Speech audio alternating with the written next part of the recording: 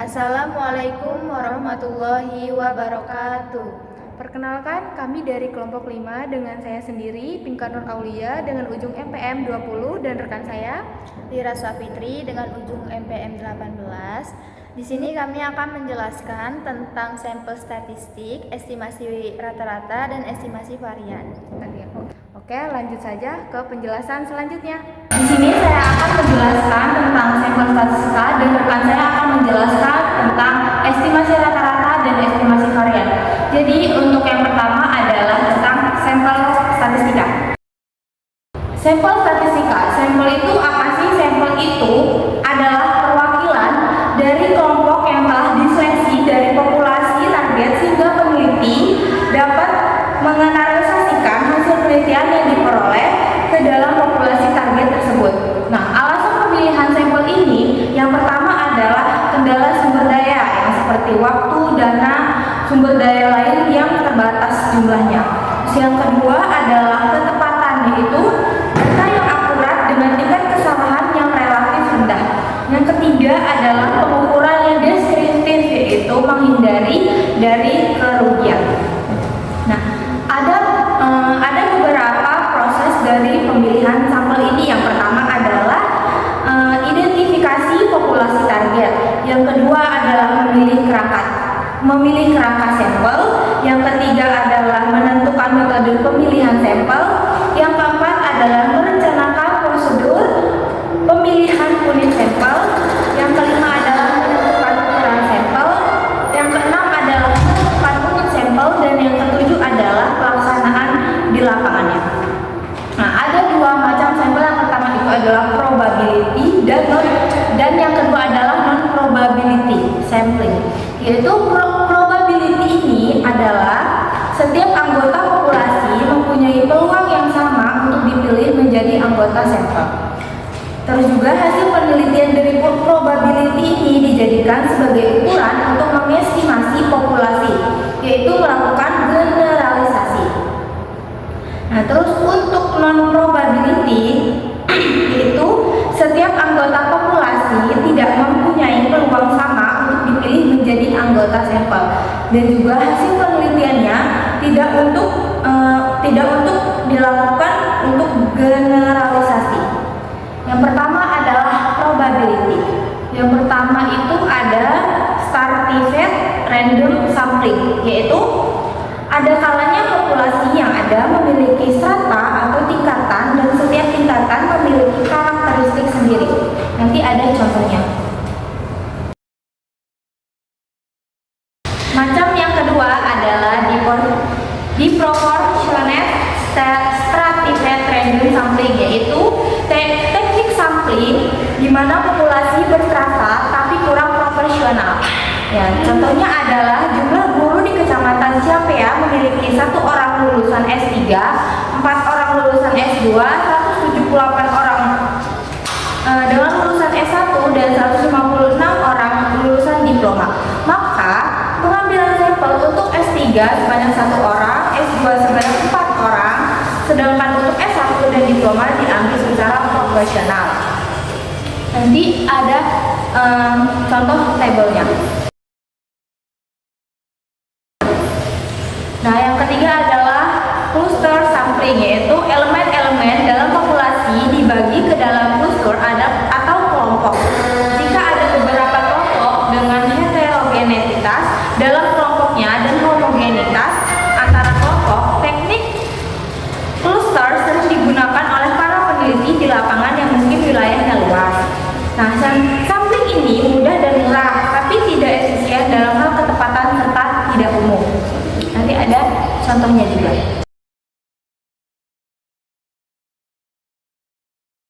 Non-probability. Macam yang pertama adalah sampling kuota, yaitu teknik sampling dari populasi yang memiliki ciri-ciri tertentu sampai jumlah kuota yang diinginkan tercapai berdasarkan perbandingan tertentunya. Nah, terus pengambilan sampel dari 1000 dokter PNS. Nah, ini adalah contohnya ya. Pengambilan sampel dari 1000 dokter PNS, jika kuota sampel yang dibutuhkan adalah 100 dokter, maka pengambilan sampel dapat dilakukan dengan memilih sampel secara bebas dengan karakteristik yang telah ditentukan peneliti. Macam yang kedua adalah sampling aksidental, yaitu adalah teknik sampling berdasarkan faktor spontanitas, yaitu artinya siapa saja yang secara tidak sengaja bertemu dengan peneliti, maka orang tersebut dapat dijadikan sampel. Itu peneliti ingin, contohnya adalah peneliti ingin mengetahui minat mahasiswa hukum grup G untuk mengunjungi perpustakaan. Untuk pengambilan sampel, peneliti memberikan angket kepada para pengunjung perpustakaan dan dijadikan sebagai sampel.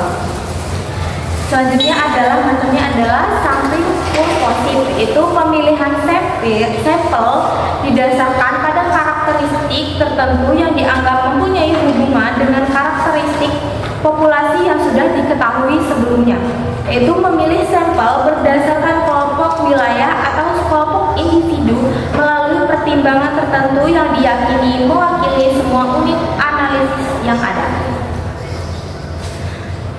Macam yang selanjutnya adalah sampling jenuh, yaitu teknik sampling jika semua anggota populasi digunakan sebagai sampel. Hal ini dilakukan jika jumlah populasi kurang dari 30. Nah, contohnya adalah jika terdapat 28 orang yang terseleksi sebagai peserta pertukaran pelajar ke Swiss, maka dalam hal ini jumlah responden kurang dari 30 orang sehingga semua populasi dapat dijadikan sampel.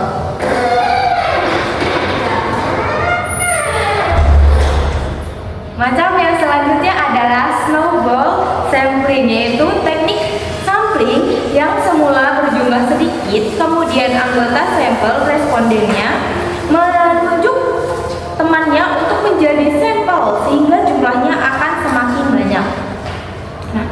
Nah, banyak kesalahan yang sering terjadi dalam pemilihan sampel ini, yaitu adalah samplingnya error, yaitu adalah kesalahan berkaitan dengan proses pengambilan sampel pada suatu populasi seperti yang telah dijelaskan di sebelumnya. Kesalahan ini meliputi ketidakmerataan sampel acak yang dipilih, ukuran sampel yang tidak sesuai, atau hal lain yang menyebabkan data sampel tersebut jauh dari data pada populasi yang sesungguhnya. Terus untuk non-sampling yang error adalah kesalahan statistik akibat manusia. Kesalahan ini terletak pada analisis statistik yang digunakan. Kesalahan ini bisa meliputi kesalahan pemasukan data, pertanyaan yang kurang tepat pada suatu kuesioner, kesalahan pada pemrosesan data, analisis yang tidak sesuai dengan informasi yang didapat, dan ketidakcocokan antara data yang diminta dan respon dari komponen sampel. Cukup sekian materi yang saya sampaikan tentang statistik sampel. Materi selanjutnya akan disampaikan oleh rekan saya. Kepada Lira, saya persilakan. Jadi di sini saya akan menjelaskan tentang contoh soal yang ada di video. Kita bahas tentang rumus sampelnya dulu ya. Nah, rumusnya itu ada N sama dengan N 2 terus N dikurang 1 D plus dengan ini adalah jumlah populasinya. Nah, ini itu adalah ragam dari populasi. Jadi di contoh soal ini yang diketahuinya itu adalah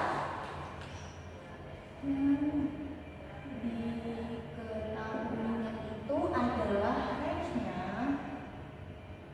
itu 100 dengan jumlah populasinya itu 1000 dengan B itu adalah. Nah, B ini apa sih? B ini itu adalah bound of error-nya. Kita jarak. Kita akan mencari range-nya terlebih dahulu gitu ya. Sigma range per 4. Nah, kenapa dibagi dengan 4? Karena aproksimasi 4 dikali standar deviasi bisa menjadi dengan 4. Jadi standar deviasi ini bisa dibagi oleh 4. Range itu adalah 100/4, jadi sama dengan adalah 25. Karena di rumus tadi itu sigmanya ini adalah pangkat 2, jadi kita pangkatkan 2. Seperti ini. Nah, jadi 25 dipangkatkan juga 2 sama dengan berapa? 625. Nah, terus kita tulis rumusnya terlebih dahulu. N sama dengan N pangkat 2 per N dikurang 1 D plus 5. Karena di sini D-nya kita belum dapatkan, nah jadi kita harus mencari D-nya terlebih dahulu. Kita lihat di mana ya D-nya? Di bawah aja. D sama dengan D pangkat 2 per 4. Dari sini 4-nya kita ke sini sama dengan B-nya kan 3, berarti kita pangkatkan 3 pangkat 2 per 4 sama dengan itu 2,25. Lanjut kita tulis ulang rumusnya ya. N sama dengan N sigma pangkat 2 per N dikurang 1 D plus 5. N-nya sama dengan N-nya adalah 1000. Benar, N-nya adalah 1000. 1000 dikali dengan sigma pangkat 2-nya adalah 625. 625 per N dikurang 1. 1000 dikurang 1 sama dengan 999. Terus kali dengan D. D-nya kita dapat 2,25. 2,25 ditambah dengan ini. Kita tulis lagi ya. Di sini ini 625. Jadi hasilnya 217,56. Jadi sampelnya di kisaran 218.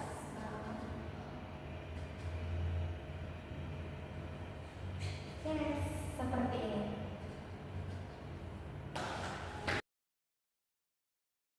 Jadi diketahui jumlah karyawan PT-nya itu adalah 125. Kita tulis di sini ya, diketahuinya. Diketahuinya adalah jumlah karyawan.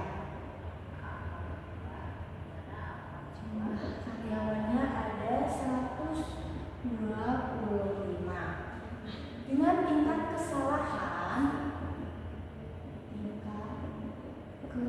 kesalahannya itu 5% dari jumlah sampelnya. Jumlah sampelnya adalah 95. Jadi jawab rumusnya adalah populasi kelas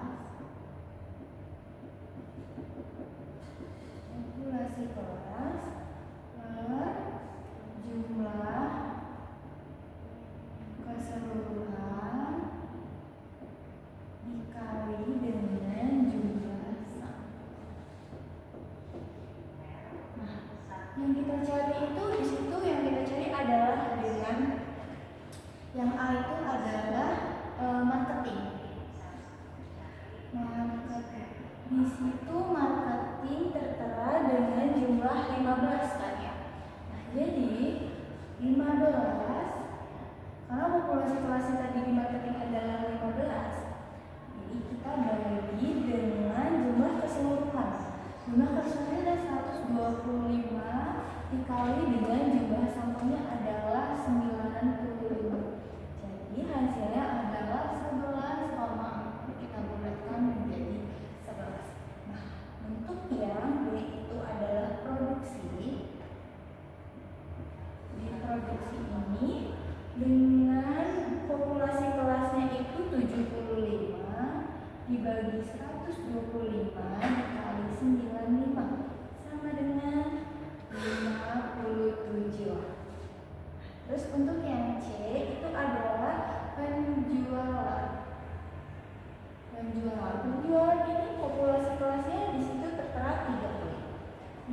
dibagi 125 dikali 95 sama dengan 26,6.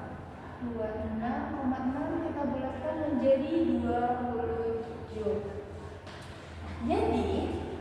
Jadi sampel kelasnya adalah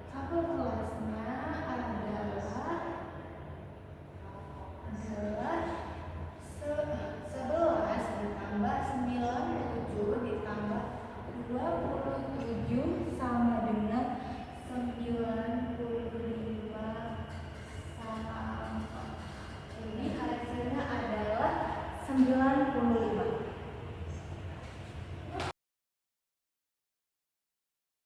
Dalam estimasi rata-rata berdasarkan data sampel, terdapat beberapa hal yang perlu diperhatikan. Yang pertama yaitu ukuran sampel. Sampel besar N lebih besar 30 atau sampel kecil N kurang dari 30.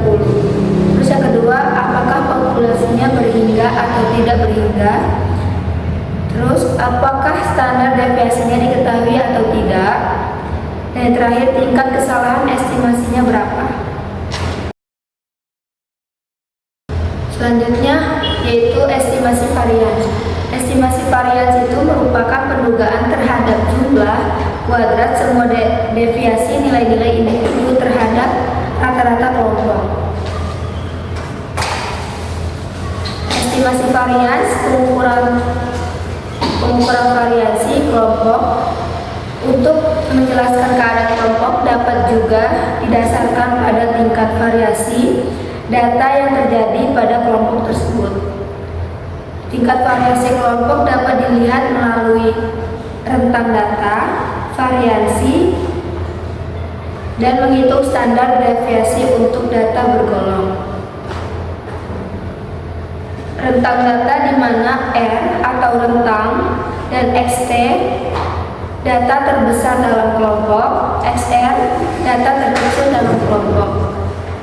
Yang kedua yaitu varians, teknik statistik yang digunakan untuk menjelaskan homogenitas kelompok. Akar varians, standar deviasi atau simpangan baku di mana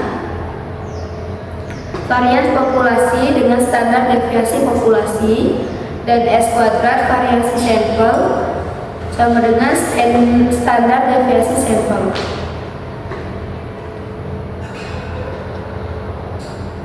Terus untuk rumus varians untuk populasi yaitu di mana variabel populasi, simpangan baku populasi dan S kuadratnya variasi sampel, S kecil sama dengan simpangan baku sampel dan N kecil yaitu jumlah sampelnya.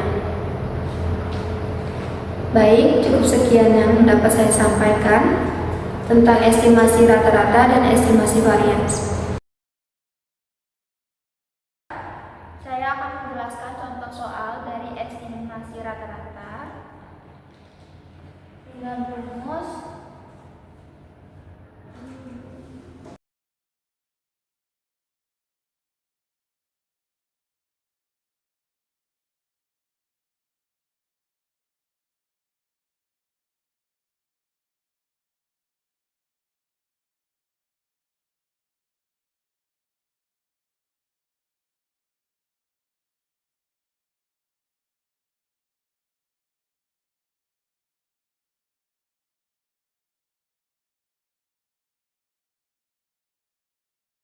Baiklah, rumus dari estimasi rata-rata itu ada X bar dikurang 2A per 2 dikali N per kuadrat N kecil kurang dari mu kurang dari X bar ditambah 2A per 2 dikali N per 2 kuadrat N kecil.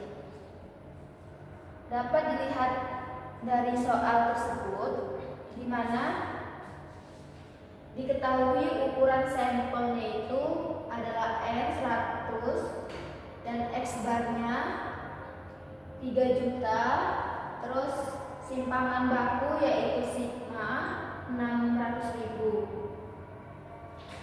Jadi di sini nilai alfa 95%, sehingga diperoleh alfa 5% sama dengan 0,05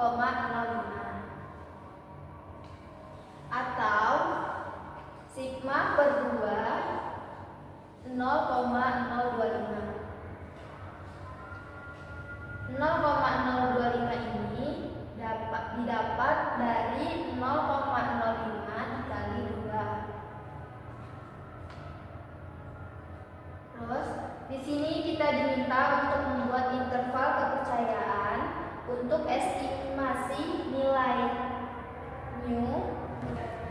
Jadi di sini kita diminta untuk membuat interval kepercayaan untuk estimasi nilai mu bar 1 kurang dari mu bar 2 sama dengan 1 sigma sama dengan 95%.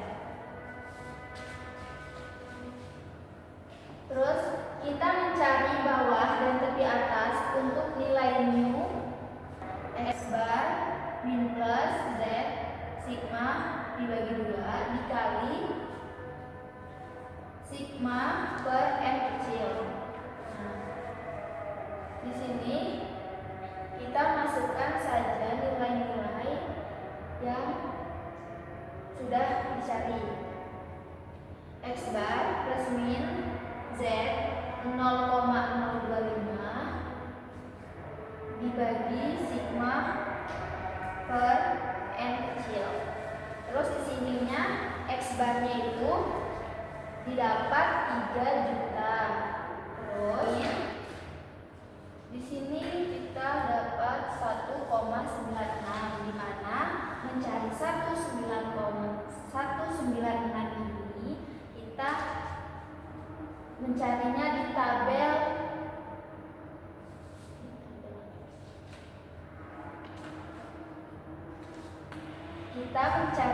tabel Fisher. Terus dapatlah 1,96 ini. Terus dikali 600.000 di mana sigmanya terdapat 600.000 dibagi n-nya 100.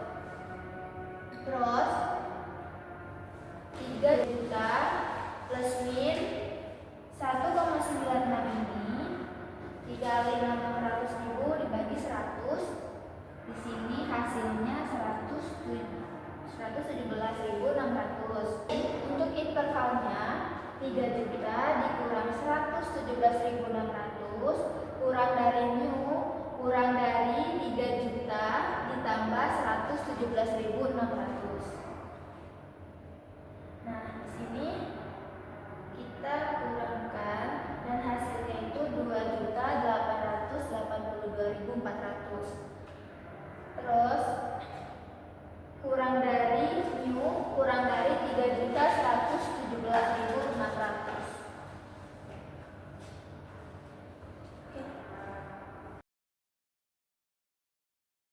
Baiklah, selanjutnya saya akan menjelaskan contoh soal dari estimasi varians yang dimana rumus estimasi varians itu n dikurang 1 per x 2a per 2 x kuadrat kurang dari sigma kuadrat kurang dari 4 dikurang 1 s kuadrat dibagi x kuadrat dikurang 1a per z.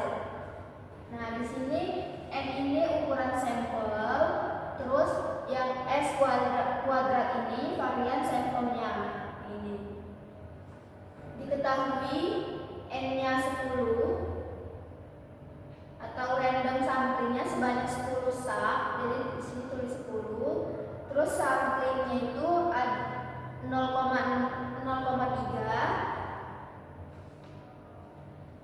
dan derajat kebebasan itu n dikurang 1 sama dengan 9. 1 dikurang alfa sama dengan di sini interval kepercayaannya 95%. Alfa sama dengan 5% dikurang 0,05. Bisa jadi itu 95% atau alfa sama dengan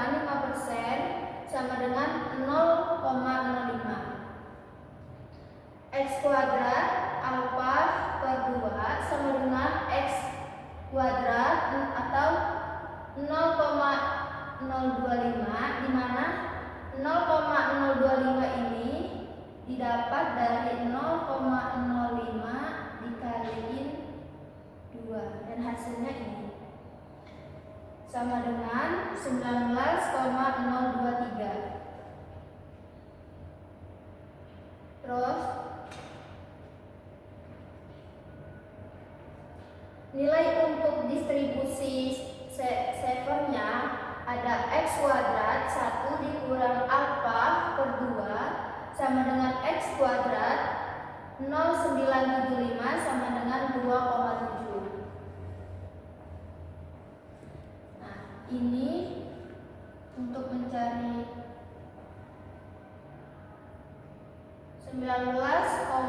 19,023 itu kita menggunakan tabel T-square. Ini juga sama. Nah, dicari itu 0,025 nya nanti ketemu hasil 19,023. Setelah itu masukkan ke rumus 9 dikali 0,3 kuadrat per x kuadrat 0,025.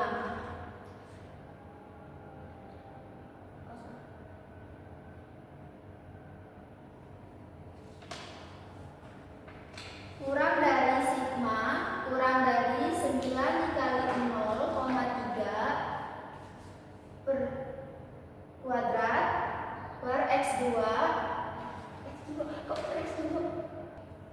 x pangkat 2 0,975. Untuk tepi bawah dan tepi atasnya 9 dikali 0,9 per 19,023 kurang dari sigma bar 9 dikali 0,9 per 2,7. Jadi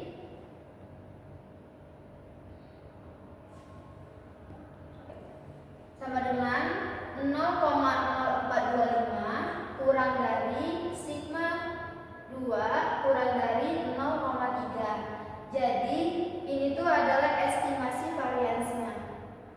Estimasi. Terus untuk simpangan bakunya kita akarkan. Jadi tinggal kita akarkan 0,425 kurang dari sigma kurang dari akar 0,3. Jadi hasilnya itu ada 0,206 kurang dari sigma kurang dari 0,547. Sekian penjelasan dari kami. Apabila ada tutur kata yang salah, kami mohon maaf. Kami akhiri. Wassalamualaikum